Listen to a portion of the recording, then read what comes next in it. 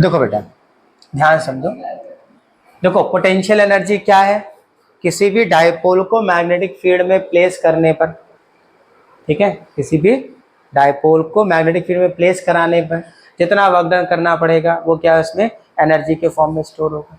ठीक, इसका मतलब क्या हुआ कि अगर हम इस ऑब्जेक्ट को यहाँ बना के रख रहे हैं इस डायपोल को, तो इधर की ओर टॉर्क लगेगा ड्यू टू मैग्नेटिक फील्ड, और हमें इस पर एक टॉर्क लगाना पड़ेगा इस डायरेक्शन में ताकि ये इस पोजीशन में बना रहे, इस पोजीशन पे बना रहे।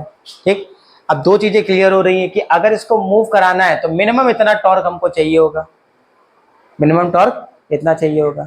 अब अगर इसको घुमा के अपने अप्लाइड टॉर्क से इसको घुमा के ऐसे ले आओ और टॉर्क हटा दो, यानी हम अपना फोर्स हटा दें, तो ये कहाँ आएगा, तुरंत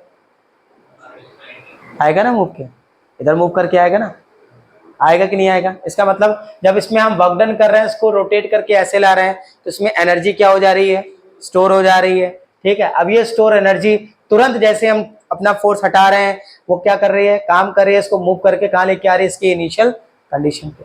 ठीक, तो इसको अगेंस्ट द टॉर्क मूव कराने में जितना वर्क डन करना पड़ा वो इसमें एनर्जी के फॉर्म में स्टोर होगा, जिसे हम क्या बोलेंगे, पोटेंशियल एनर्जी। अगर इसकी पोटेंशियल एनर्जी कैलकुलेट करनी है तो हमें वर्क डन को कैलकुलेट करना पड़ेगा। ठीक, चलो तो टॉर्क की वैल्यू तुम्हें पता है, फिर से लिख दे रहे हैं, torque tau equal to mb sin theta.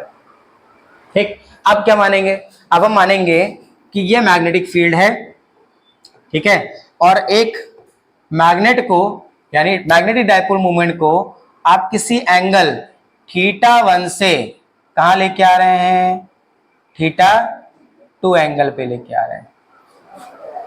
ठीक है, अगेंस्ट मैग्नेटिक फील्ड के थ्रू लगने वाले टॉर्क के अगेंस्ट हम वर्क डन कर रहे हैं। ठीक, तो एक्सटर्नल टॉर्क के थ्रू हमें कितना वर्क डन करना पड़ेगा वो कैलकुलेट करना पड़ेगा पहले। मान लिया कि जो θ1 से θ2 जो पूरा डिस्प्लेसमेंट हो रहा है, ठीक है, वो छोटे छोटे डिस्प्लेसमेंट में डिवाइडेड है।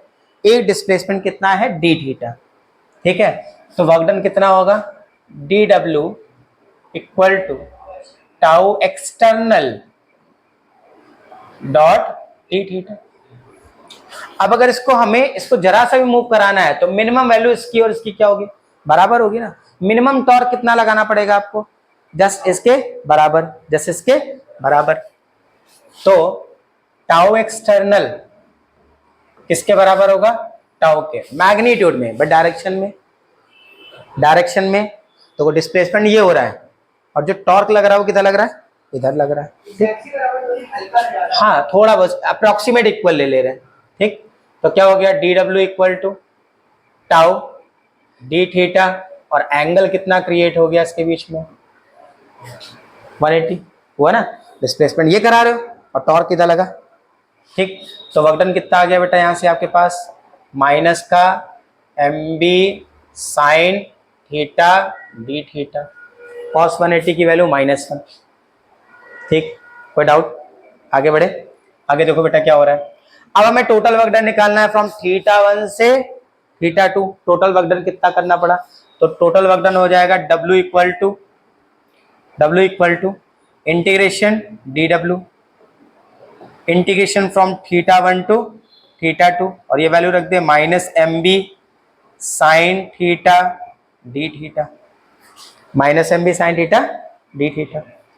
अब इसमें इंटीग्रेट कर रहे हैं थीटा के रिस्पेक्ट में, तो mb क्या हो गया, कांस्टेंट, इसको बाहर कर लो, तो यहां से हो गया माइनस का mb integration of sine minus cos theta, और लिमिट हो गई बेटा θ1 से θ2। तो work done -mb minus cos θ2 minus minus plus cos θ1। तो वर्क डन हमारा कितना आ गया, माइनस का mb कॉस θ1 माइनस कॉस θ2। कोई डाउट, पक्का। अब देखो हम इसे कोई θ1 यानी θ1 इक्वल टू थीटा एंगल से कहाँ ले जाएंगे, 90 तक। मतलब यही वर्क डन आपका क्या होगा, स्टोर होगा एनर्जी के फॉर्म में। पहले इसको लिख देते हैं, किसके बराबर है ये वर्क डन, किसके बराबर है, पोटेंशियल एनर्जी के। तो फॉर्मूला आ गया -mb कॉस θ1 माइनस कॉस थीटा 2। ठीक, अब कंडीशन देखते हैं कि ये कोई एंगल थीटा 1 है जो मान लिया थीटा के बराबर है। कितना है? थीटा के बराबर। और इसको मूव करा के लेके आ रहे हैं हम 90 डिग्री पर, मतलब थीटा 2 क्या हो गया? थीटा 2 क्या हो गया? 90। तो इस कंडीशन में हम क्या रखें? थीटा 1 को रख दें थीटा, और थीटा 2 को क्या रख दे बेटा? 90 रखो। देखो क्या हुआ, minus m b cos theta minus cos 90, और कॉस 90 की वैल्यू क्या होती है? 0। अब ये 0 हो गया तो यही तो बचा, मल्टीप्लाई किया तो क्या आया?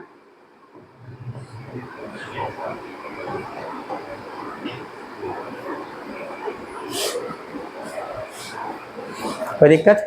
तो पोटेंशियल एनर्जी स्टोर जो होगा वो कितना होगा? Minus m b cos theta. अब इसमें कंडीशन लगा लेते हैं बेटा, कब ये मैक्सिमम, कब ये मिनिमम, कब ये 0। ठीक, तो केस नंबर 1, केस 1 क्या है? कह रहा है कि जो मैग्नेटिक फील्ड है और जो मैग्नेटिक डायपोल मूवमेंट है वो एक दूसरे के पैरेलल है। एक दूसरे क्या है? पैरेलल है। अगर पैरेलल है तो क्या होगा? एंगल कितना हो जाएगा? 0। 0 हुआ तो क्या हो गया? माइनस का एम बी कॉस 0, और कॉस 0 की वैल्यू क्या होती है? तो क्या हो गया? माइनस का एम बी। माइनस आ रहा है तो क्या हो गया? ये मैक्सिमम वैल्यू मिनिमम वैल्यू क्या हुई? मिनिमम। क्या हुई? मिनिमम। ठीक है, अगर इसी केस में हम लगा दे बेटा second condition, that magnetic field and magnetic dipole movement are anti parallel to each other, तो थीटा एंगल कितना आ गया? 180। तो magnetic dipole movement, sorry magnetic energy जो होगी वो कितनी होगी? Minus m b cos 180। Cos 180 की वैल्यू -1, तो एनर्जी क्या हो गई? मैक्सिमम। देखो वही चीज है ना कि जब डायरेक्शन में आ गया तो स्टेबल कंडीशन है तो आप मूव नहीं करेगा, लेकिन जब उसको एंटी पैरेलल लाओगे तो वो क्या है? अनस्टेबल कंडीशन में है, मतलब एनर्जी जो इसमें स्टोर है मैक्सिमम है। अगर हल्का सा भी घुमाओगे ना, ऐसे लाओगे, ऐसे करोगे, तो ये जैसे ही छोड़ोगे ये खट से कहाँ जाएगा? ठीक है, तो मतलब जब एंटी पैरेलल होगा तो उसमें एनर्जी क्या होगी? मैक्सिमम है, स्टोर हो जाएगी। क्या हो जाएगी? मैक्सिमम। मतलब इसको हम एंटी पैरेलल लाके छोड़ दें तो मैक्सिमम एनर्जी की वजह से कहाँ आएगा? ये तुरंत स्टेबल कंडीशन में आ जाएगा। किधर आएगा? स्टेबल कंडीशन में। ठीक, तीसरी कंडीशन है बेटा, केस नंबर 3 है। केस 3 कह रहा है कि जो मैग्नेटिक मूवमेंट है और मैग्नेटिक फील्ड है ये एक दूसरे के परपेंडिकुलर है। अगर परपेंडिकुलर है तो एंगल कितना हो गया? 90, और cos 90 की वैल्यू क्या होती है? 0। तो जो पोटेंशियल एनर्जी होगी, magnetic potential energy minus m b cos 90, value क्या आएगी बेटा? 0। इसका मतलब कि अगर किसी मैग्नेटिक डायपोल को मैग्नेटिक फील्ड के परपेंडिकुलर रखते हैं तो उसमें स्टोर होने वाली पोटेंशियल एनर्जी की वैल्यू क्या होगी? 0 होगी। ठीक, क्योंकि वहां पे टॉर्क मैक्सिमम काम करेगा, उसे तुरंत उस पोजीशन पे ले आएगा, उसमें एनर्जी को स्टोर नहीं हो पाएगी। ठीक, पहला क्वेश्चन देखो, कह रहा है एक मैग्नेटाइज निडल है जिसका मैग्नेटिक मूवमेंट आपके पास गिवन है 4.5 इंटू 10⁻⁻² जूल पर टेस्ला। मैग्नेटिक मूवमेंट यानी एम की वैल्यू, कैपिटल एम की वैल्यू गिवन है 4.8 इंटू 10⁻² जूल टेस्ला इनवर्स। इसको प्लेस किया गया है 30 डिग्री विद मैग्नेटिक फील्ड, मतलब एंगल जो मैग्नेटिक फील्ड और एम के बीच है वो कितना है? 30 डिग्री है। ठीक, ऑफ मैग्नीट्यूड, और मैग्नेटिक फील्ड की वैल्यू गिवन है आपके पास 3 into 10⁻² Tesla. What is the torque? Torque आपको फाइंड करना है, तो टॉर्क का फॉर्मूला होता है एम बी साइन थीटा। ठीक, टॉर्क निकालना है ना, तो टाउ इक्वल टू एम की वैल्यू 4.8 इंटू 10⁻², बी की वैल्यू 3 इंटू 10⁻²। ठीक है, फिर साइन थीटा 1/2, इससे इसको डिवाइड कर दो तो कितना आ गया? 2.4 इंटू 3 इंटू 10⁻⁴, मल्टीप्लाई करो जरा, 7.2 इंटू 10⁻⁴, अब ये टॉर्क है तो न्यूटन मीटर पड़ के आए ना इसकी यूनिट, ये आंसर आ जाएगा। देखो अगला क्वेश्चन क्या कह रहा है, एक शॉर्ट बार मैग्नेट है जिसको प्लेस किया गया है with its axis 30 degree to uniform magnetic field, और मैग्नेटिक फील्ड की वैल्यू गिवन है, तो थीटा तुम्हारे पास कितना गिवन है बेटा 30 डिग्री, ठीक, और मैग्नेटिक फील्ड की वैल्यू यहाँ गिवन है आपके पास 0.2 टेस्ला। एक्सपीरियंस टॉर्क, टॉर्क ये एक्सपीरियंस कर रहा है जब इस मैग्नेटिक फील्ड में रख रहे हैं 0.06 न्यूटन मीटर। कैलकुलेट करना है हमें सबसे पहले पार्ट में मैग्नेटिक मूवमेंट, यानी कैपिटल एम को कैलकुलेट करना है। तो बेटा टॉर्क का फॉर्मूला पढ़ा हुआ है हम लोगों ने, क्या फॉर्मूला है, tau equal to m b sine theta, tau equal to m b sine theta, और तुम्हें मैग्नेटिक मूवमेंट निकालना है तो एम क्या हो गया, tau upon b sine theta, ठीक। टाउ की वैल्यू तुम्हारे पास है बेटा 0.06 डिवाइड बाय बी की वैल्यू है 0.2 इंटू साइन 30, साइन 30 की वैल्यू 1/2 और 2 ऊपर लिख दें तो कोई दिक्कत, ठीक है। देखो यहाँ पे पॉइंट हटा दिया तो 0 हो गया, और 2 से कट कर दिया तो 10 हो गया, और 10 का मल्टीप्लाई करें तो क्या आ गया 0.6, और ये मैग्नेटिक मूवमेंट निकाला है तो एम्पियर मीटर स्क्वायर या जूल पर टेस्ला। अच्छा सेकेंड पार्ट देखो बेटा क्या कह रहा है, सेकेंड पार्ट क्या कह रहा है, find out what orientation of the magnet correspond to its stable equilibrium in the magnetic field. अब स्टेबल इक्विलिब्रियम की बात करें तो यू क्या होगा हमारा, मिनिमम होगा, यू क्या होगा मिनिमम, और यू का फॉर्मूला होता है minus m b cos theta, मतलब कॉस थीटा की वैल्यू क्या होनी चाहिए, मिनिमम होनी चाहिए। एंगल की वैल्यू क्या होनी चाहिए, मिनिमम, एंगल की वैल्यू मिनिमम होगी लेकिन कॉस की वैल्यू क्या हो जाएगी, मैक्सिमम। कैसे, थीटा क्या हो जाएगा बेटा 0 डिग्री, थीटा क्या हो जाएगा 0 डिग्री, और कॉस 0 की वैल्यू क्या होती है बेटा 1, तो ये जो एनर्जी आएगी वो क्या आएगी, मिनिमम आ जाएगी, मिनिमम तो आएगी, ठीक है। और एनर्जी जब मिनिमम होगी तो वो क्या होगा, स्टेबल कंडीशन हो गई, क्या हो गई, स्टेबल कंडीशन।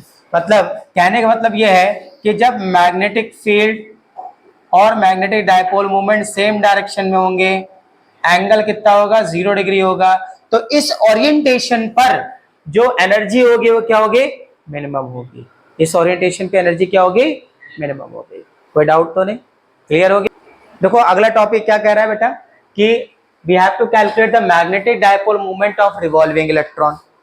बोर मैग्नेट्रॉन को भी छोड़ दो, वो लास्ट में आएगा। अभी हम रिवॉल्विंग इलेक्ट्रॉन का मैग्नेटिक मूवमेंट निकालते हैं, उसको समझने के लिए लास्ट चैप्टर में जाना पड़ेगा हमको थोड़ा। लास्ट चैप्टर में याद करो हमने बात करी थी कि एक करंट कैरिंग कॉइल है, ठीक, उसमें करंट फ्लो कर रही है, मान लो ऐसे फ्लो कर रही है एंटी क्लॉकवाइज। कैसी फ्लो कर रही है बेटा, एंटी क्लॉकवाइज। तो अगर आप ऊपर से कहीं से देखते हो तो जो करंट की डायरेक्शन दिखेगी वो कैसी दिखाएगी कि एंटी क्लॉकवाइज।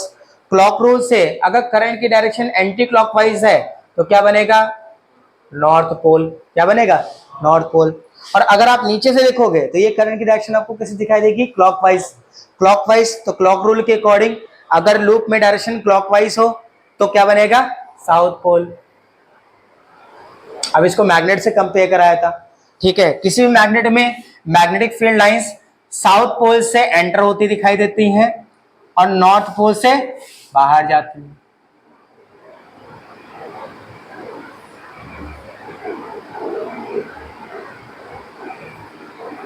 ठीक, और फिर इसकी डायरेक्शन बताई थी कि इसके मैग्नेटिक मूवमेंट की डायरेक्शन क्या होगी, इस डायरेक्शन में होगी। किस डायरेक्शन में, in the direction of magnetic field, in the direction of magnetic field, ठीक। और इसका फॉर्मूला भी निकाला था, फॉर्मूला क्या था बेटा, m equal to n i a. N क्या था, नंबर ऑफ टर्न्स, आई क्या था, करंट, और ए क्या था, area, area of the loop, area of the loop. ये बात याद आ गई, ये लास्ट चैप्टर में पढ़ा था, इसको हटा देते हैं। तो बेटा यहाँ पे एक इलेक्ट्रॉन है, ये तो हमने रिवॉल्विंग मतलब किसी लूप में करंट की बात करी थी, यहाँ तो इलेक्ट्रॉन रिवॉल्व कर रहा है, करंट तो है ही नहीं। यहाँ पे है क्या, करंट है। जब भी कोई इलेक्ट्रॉन किसी सर्किट में मूव करेगा तो एक करंट को कंसिस्ट करेगा। मान लिया इलेक्ट्रॉन है, इसका मास कितना है, m है, मास कितना है m, और ये v वेलोसिटी से इस न्यूक्लियस के अबाउट ऑफ रेडियस r के ऑर्बिट में लगातार घूम रहा है, ठीक है, इस ऑर्बिट में लगातार क्या हो रहा है, घूम रहा है। अब इलेक्ट्रॉन ऐसे चल रहा है, तो जब भी इलेक्ट्रॉन ट्रेवल करेगा तो अपने साथ एक करंट को कंसिस्ट करेगा, जिसकी डायरेक्शन इलेक्ट्रॉन के मोशन की क्या होगी, अपोजिट डायरेक्शन में होगी। मतलब जो करंट बनेगी उसकी डायरेक्शन किधर दिखाई देगी बेटा, जबकि इलेक्ट्रॉन आपका ऐसे मूव कर रहा है और करंट जो होगी उसकी जस्ट अपोजिट डायरेक्शन में होगी, है ना। अब बताओ मैग्नेटिक फील्ड की डायरेक्शन निकालनी है हमको, किसकी डायरेक्शन निकालनी, तो फिंगर को करंट मानो और थंब को मैग्नेटिक फील्ड। करंट की डायरेक्शन में फिंगर को घुमाओ जरा, ऐसे जाएगी ना ऐसे, तो मैग्नेटिक फील्ड कैसे काम करी बेटा, इनवर्ट। देखो इसने मैग्नेटिक फील्ड डेवलप कर लिया कि नहीं डेवलप कर लिया, अगर मैग्नेटिक फील्ड डेवलप किया तो इसका मतलब इसका मैग्नेटिक मूवमेंट होगा, क्या होगा, मैग्नेटिक मूवमेंट होगा। हमें उस मैग्नेटिक मूवमेंट को कैलकुलेट करना है, पहला एम हमारा ये, ठीक। चलो बढ़ते हैं। ये इलेक्ट्रॉन रिवॉल्व कर रहा है सर्कुलर पाथ पे, ठीक है, तो इसका एरिया क्या हो गया बेटा, पाई आर स्क्वायर। देखो ये इस एम में 3 वैल्यू है, एन आई ए की वैल्यू तो साफ दिख रही है, सर्कुलर पाथ है तो एरिया हो गया पाई आर स्क्वायर, ठीक। अब इसमें बताओ कितने नंबर ऑफ टर्न्स लिए हैं, सिंगल लिया है ना, तो एन की वैल्यू क्या हो जाएगी बेटा 1, और आई क्या निकाले, आई होता है डेफिनेशन के अकॉर्डिंग क्यू बाई टी। यहाँ क्यू चार्ज है और चार्ज केवल एक इलेक्ट्रॉन लिया है, चार्ज क्या लिया है, एक इलेक्ट्रॉन लिया है, और इस इलेक्ट्रॉन को एक कंप्लीट चक्कर लगाने में जो टाइम लगेगा वो क्या है, कैपिटल टी है। तो दोनों की वैल्यू लिख देते हैं। क्यू की वैल्यू क्या होगी, क्यू की वैल्यू होगी एन ई के अकॉर्डिंग, एन की वैल्यू 1 है तो ये किसके बराबर जाए, केवल ई के बराबर। अब टी निकालते हैं, तो टी कैसे निकालेंगे, speed equal to distance upon time. तो टाइम क्या आ गया बेटा यहां से, आर बाई वी। ये बात समझ में आई कि नहीं आई, क्लियर हो गया, ठीक। अच्छा इसमें कुछ और चीजें लिख देते हैं जरा। ये जो ई है वो चार्ज इलेक्ट्रॉन है, और इलेक्ट्रॉन पे चार्ज क्या होता है 19 कूलम, 1.6 × 10⁻⁻19 कूलम, और इसका मास क्या होगा बेटा 9.1 × 10⁻31 kg। इसका इस्तेमाल आगे करेंगे हम लोग, ठीक। अब देखो ध्यान से, ये टी की वैल्यू और क्यू की वैल्यू यहां रख दे, तो करंट की वैल्यू क्या आ गई, I equal to E upon 2 pi R, upon में वी होगा तो वी ऊपर लिख सकते हैं क्या, तो क्या आ गया करंट की value e v upon 2 pi r, ठीक। देखो इस एम के फॉर्मूले में एन की वैल्यू पता हो गई, आई की वैल्यू निकाल दी, ए की वैल्यू पता है, अब ये सारी वैल्यू यहां पर प्लेस कर दे बेटा। प्लेस करते ही एम का फॉर्मूला क्या दिखेगा, ध्यान से देखना, 1 into e v upon 2 pi r into pi r square, ठीक, ओके। अब बेटा यहाँ पे क्या करें, देखो ये इससे कैंसिल हो जाएगा, पावर से कैंसिल हो गया, पाई से पाई क्या हो गया, कैंसिल हो गया। तो जो m का फॉर्मूला है आपको बनता क्या दिखाई देगा, ई वी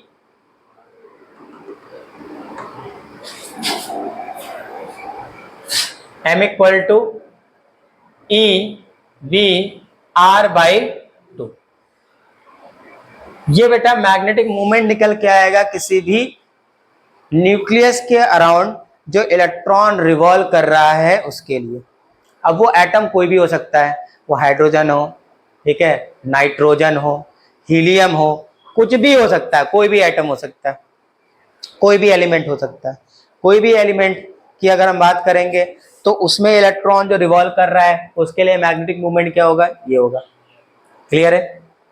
अब कुछ चीजें वो बात कर लेते हैं भाई। अब हमको जाना पड़ेगा 11th में, कहा जाना पड़ेगा, अगर कोई पार्टिकल रोटेट कर रहा है, ठीक है, उस पार्टिकल की वेलोसिटी है और मास है, ठीक है, तो रोटेटिंग पार्टिकल का एक एंगुलर मोमेंटम होता है।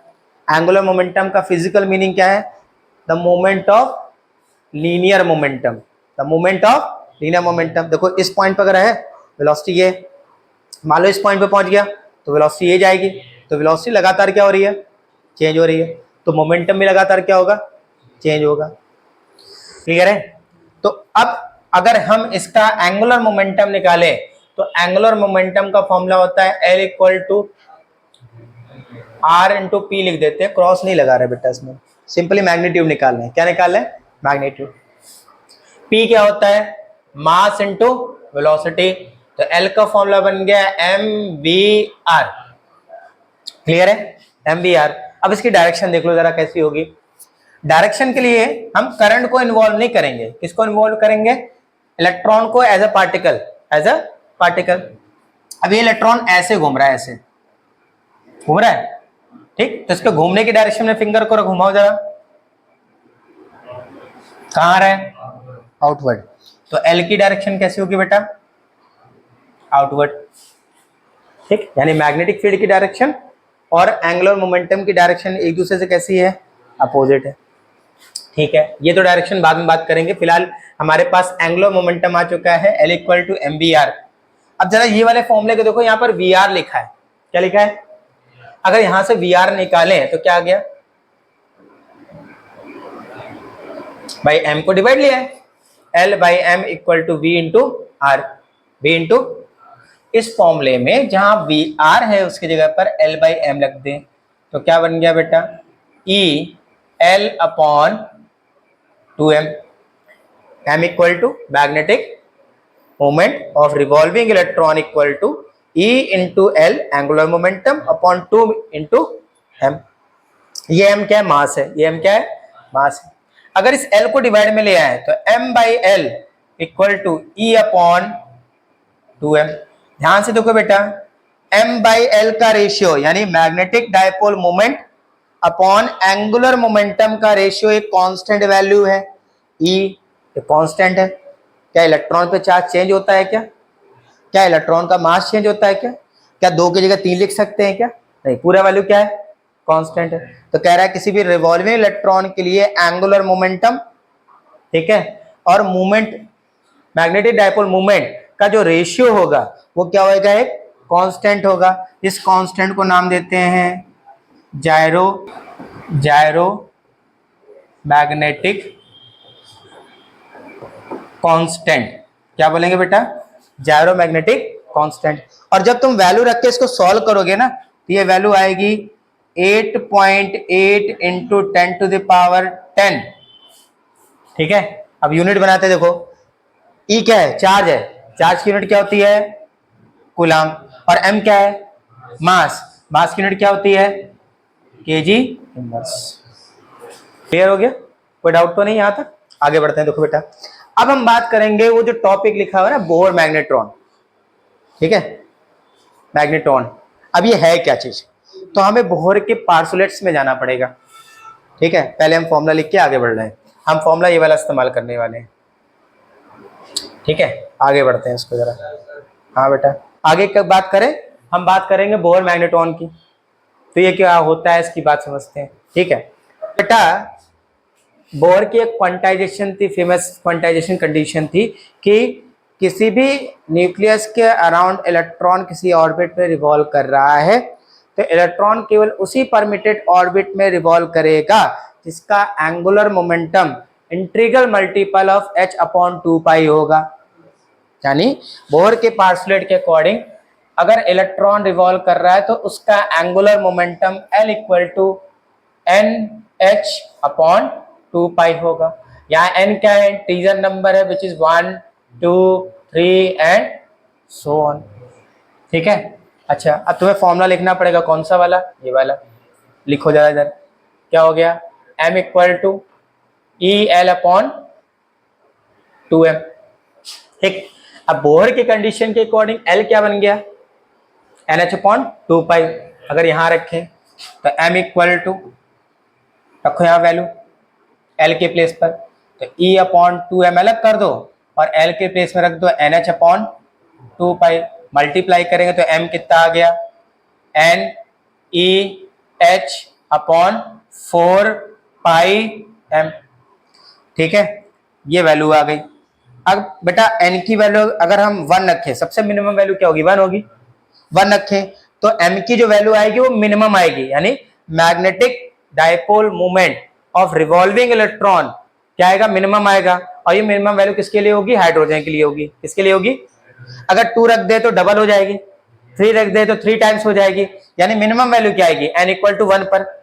ठीक है, तो n इक्वल टू 1 रखने पर क्या आया, m equal to e h upon 4 pi m, जो एक मिनिमम वैल्यू होगी, क्या होगी, मिनिमम वैल्यू होगी। और ध्यान से देखो तो E यहाँ पर कांस्टेंट है, H प्लैंक कांस्टेंट है, 4 नंबर है, 4 ही रखेंगे, पाई 3.14 और m मास ऑफ इलेक्ट्रॉन, ये पूरा कांस्टेंट है।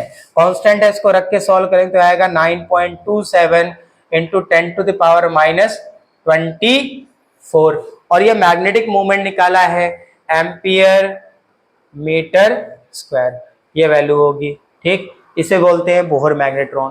क्लियर है, the minimum value of magnetic moment of revolving electron for the hydrogen atom, this is known as Bohr magnetron. Clear, क्या भूल गए, देखो यहाँ पे ध्यान से, ये देख रहे हो ना ये, अब इसको वेक्टर फॉर्म में अगर लिखने के लिए बोले, देखो ध्यान से क्या होगा, m vector equal to minus e L vector upon 2m, minus क्यों लगा दिया, ध्यान समझना। हमने बोला था कि जो मैग्नेटिक डायपोल मूवमेंट की डायरेक्शन होगी for current carrying loop, current carrying loop, वो डायरेक्शन मैग्नेटिक फील्ड की डायरेक्शन में होगी, और मैग्नेटिक फील्ड की डायरेक्शन किधर है, अंदर की ओर, जबकि एल की डायरेक्शन कहाँ है बेटा, बाहर की ओर। मतलब मैग्नेटिक फील्ड और मैग्नेटिक मूवमेंट की डायरेक्शन सेम है, वो अंदर की ओर है, और एल की डायरेक्शन बाहर है, तो दोनों डायरेक्शन एक दूसरे से कैसी है, अपोजिट है। तो माइनस साइन बता रहा है कि जो एम है और एल है, इनकी डायरेक्शन एक दूसरे से क्या है, अपोजिट है। कैसी है, अपोजिट है। क्लियर, ठीक, ये इंपॉर्टेंट टॉपिक है, ध्यान से समझना। तो बेटा अगला टॉपिक जो है वो है Gauss law in magnetism, Gauss law in magnetism. इस लॉ को समझने के लिए थोड़ा सा हमें इलेक्ट्रिक फील्ड में जाना पड़ेगा। इलेक्ट्रिक फील्ड में क्या पढ़ा था हमने, इलेक्ट्रिक फील्ड, इलेक्ट्रिक फ्लक्स के बारे में।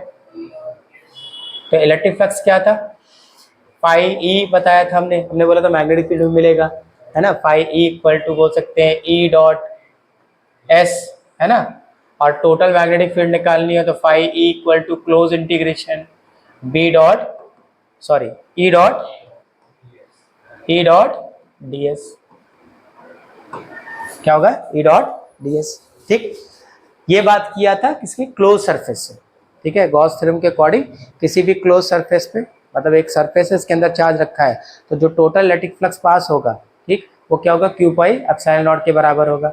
अब टोटल फ्लक्स की बात कर रहे हैं, टोटल फ्लक्स की, किसकी बात कर रहे हैं, टोटल फ्लक्स की।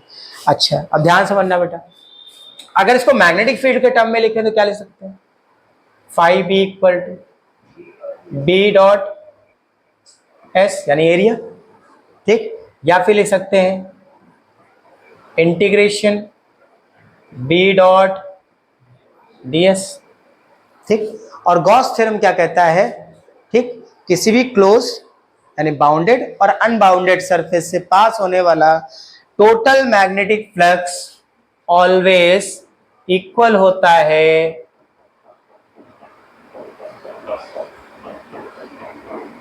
जीरो के। किसके इक्वल होता है, जीरो के। ठीक, किसके इक्वल होगा, जीरो के। जीरो कैसे होगा उसको समझते हैं जरा। टोटल फ्लक्स की बात कर ली, फ्लक्स का फॉर्मूला भी बनना है, ठीक है, लेकिन किसी सरफेस से बात कर रहे हैं, कह रहा किसी सरफेस से पास होने वाला टोटल फ्लक्स, मैग्नेटिक फ्लक्स, वो क्या होगा, जीरो होगा। कैसे होगा, ध्यान समझना। मान लिया ये हमारे पास एक सरफेस है बेटा, दिस इज एक नॉर्मल सा लॉजिक ले रहे हैं बस केवल, है, ये एक सरफेस है, ठीक, इस पे मैग्नेटिक फील्ड लाइंस दिखा दे रहे हैं, कुछ ऐसी है।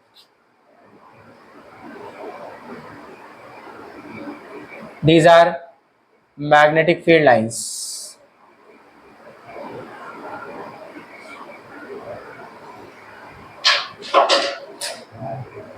Uniform magnetic field lines. तो यहां से देख लो इस तरफ से, तो मैग्नेटिक फील्ड लाइन सरफेस ऐसे रखा हुआ है, मैग्नेटिक फील्ड लाइन से यहां से एंटर हो रही है और यहां से बाहर निकल रही है।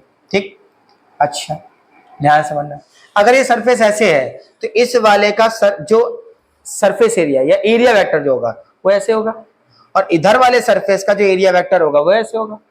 पॉइंट देखना, पॉइंट बाहर आ रहा है तो इधर की ओर एरिया वेक्टर, और ये पॉइंट इधर आ रहा है तो एरिया वेक्टर।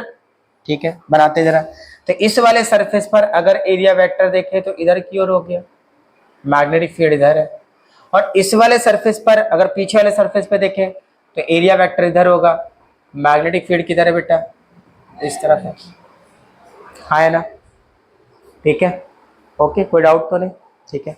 तो मैग्नेटिक फील्ड लाइन यहाँ से बाहर निकल रही है, यहाँ से क्या हो रही है, अंदर हो रही है, ठीक। तो अगर यहाँ पर बेटा हम बात करें, ठीक है, यहाँ जहाँ एंटर हो रही है मैग्नेटिक फ्लक्स एंटर, वहां पर मैग्नेटिक फ्लक्स निकाले तो क्या आएगा देखो, B इंटू ए। अब एंगल कितना दिख रहा है बेटा, 180, एंगल कितना दिख रहा है 180, देखो इधर जा रहा है और इधर जा रहा है, ठीक है। तो कितना हो गया, बी ए कॉस 180, और कॉस 180 की वैल्यू क्या होती है -1। जो फ्लक्स एंटर कर रहा है, जो फ्लक्स एंटर कर रहा है वो क्या होगा, -B ए। आई क्या बात समझ में, क्लियर है। जो फ्लक्स एंटर कर रहा है वो क्या होगा, -B ए, ठीक। अब जो फ्लक्स लीव कर रहा है यानी बाहर आ रहा है, उसकी बात कर लेते हैं जरा।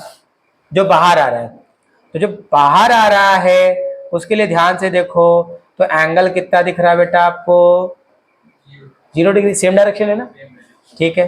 तो 5B इक्वल टू कितना हो गया बेटा, बी ए कॉस 0 की वैल्यू क्या हो गई 1, ये कैसा हो जाएगा, पॉजिटिव, ठीक। और जो एंटर कर रहा है वो कैसा है, नेगेटिव, जो बाहर आ रहा है वो पॉजिटिव। अगर यहाँ से 10 मैग्नेटिक फील्ड लाइन एंटर कर रही हैं तो 10 की 10 मैग्नेटिक फील्ड लाइन बाहर निकली होगी, है ना, बाउंडेड नहीं बोला इसीलिए। अगर यहाँ से 50 मैग्नेटिक फील्ड लाइंस अंदर आ रही हैं तो बाहर कितनी जा रही होंगी, 50। अंदर जो जा रही हैं वो कैसी हैं, नेगेटिव, और जो बाहर आ रही है वो कैसी हैं, तो ओवरऑल मैग्नेटिक फील्ड लाइंस कितनी हो गई, 0। मैग्नेटिक फ्लक्स कितना हो गया, 0। मैग्नेटिक फ्लक्स क्या हो गया, 0। तो मैग्नेटिक फ्लक्स कितना निकल के आया बेटा, 0। अगर मैग्नेटिक फ्लक्स 0 है तो इस फॉर्मूले में जरा रख के देखो बेटा, तो ये वैल्यू क्या हो जाएगी, 0। तो close integration B dot ds किसके बराबर आ गया, 0 से। ये है Gauss law in magnetism, clear हो गया। अब इसको एक तरीके से और समझ लेते हैं जरा। मान लो आपके पास एक ऐसा सरफेस है, ऐसा सरफेस है, मैग्नेटिक फील्ड लाइंस इसमें है,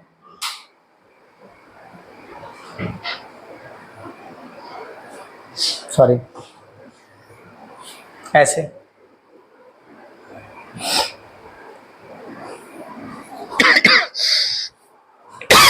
मैग्नेटिक फील्ड लाइंस कैसी है, इस तरह से। अब ये सरफेस अगर हम छोटे छोटे पार्ट में डिवाइड करें तो बेटा एक पॉइंट, एक जो पोर्शन है वो हम यहाँ ले ले रहे हैं, यहाँ कहीं ऐसे, यहाँ ऐसे एक छोटा पोर्शन ले लिया, तो मैग्नेटिक फील्ड तो देखो ऐसे जा रही है, ठीक। और एरिया वेक्टर कुछ ऐसा दिखेगा, मतलब ये जो सरफेस है वो कुछ ऐसा है ऐसे, तो इस पर एरिया वेक्टर ऐसा दिखेगा, ऐसे परपेंडिकुलर, इस तरह से। ये एंगल क्या आएगा बेटा, थोड़ा सा ऐसे बना लेते हैं उसको, मतलब इस तरह से टेन कैप। तो ये एंगल क्या होगा, 90 से क्या है, बड़ा है। ये थीटा एंगल क्या है, 90 से बड़ा है, 90 से बड़ा। अगर 90 से बड़ा है तो कॉस फंक्शन की वैल्यू 90 से बड़े पे क्या होती है, ऐसे ले लिया हमने 120 ले लिया तो वैल्यू क्या आएगी, माइनस का हाफ, ठीक है। फिर माइनस, अगर हम इस पे ले लिया अगली वैल्यू कितनी, 135, 135 कितनी आएगी वैल्यू, माइनस का आएगा 1/2, 1/√2, ठीक है। अच्छा, फिर cos 180 की वैल्यू ले ली तो क्या आएगा, माइनस का। ओवरऑल समझाना क्या चाह रहे हैं कि अगर थीटा की वैल्यू 90 से बड़ी है तो मैग्नेटिक फ्लक्स अगर आप निकालोगे बी ए कॉस थीटा, तो कॉस थीटा की वैल्यू क्या होगी, 1 से छोटी आएगी। 1 से छोटी मतलब नेगेटिव वैल्यू आएगी। कैसी आएगी, नेगेटिव वैल्यू। तो ये वैल्यू कैसी आएगी बेटा, नेगेटिव आ गई, ठीक। अब हमने एक छोटा सा पोर्शन यहां ले लिया ऐसे, यहां